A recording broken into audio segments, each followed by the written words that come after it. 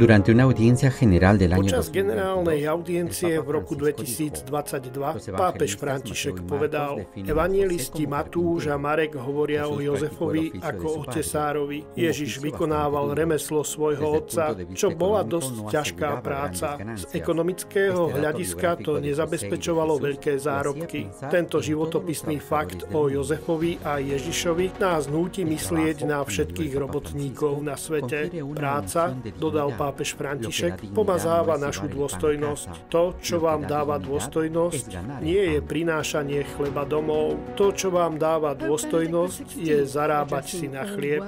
Pápež Benedikt XVI sa prihovoril všetkým pracujúcim na sviatok svätého Jozefa v roku 2006. Tiež zdôraznil, že práca má zásadný význam pre naplnenie človeka a pre rozvoj spoločnosti. Preto musí byť vždy organizovaná a vykonávaná s plným rešpektom k ľudskej dôstojnosti a musí vždy slúžiť spoločnému dobru. Zároveň, poznamenal pápež Benedikt, je nevyhnutné, aby sa ľudia nenechali zotročiť prácou alebo zbožňovať ju a tvrdiť, že v nej nachádzajú konečný a definitívny zmysel života.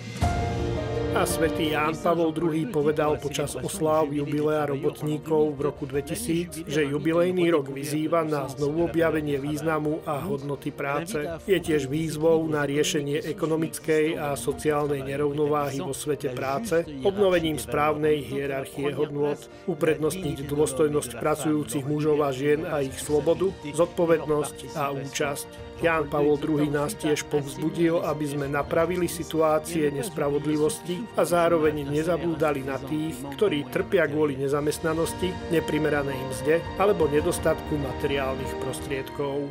Modlíme sa, aby prostredníctvom práce každý človek našiel naplnenie, aby dôstojnosť rodín bola zachovaná a aby sa spoločnosť humanizovala.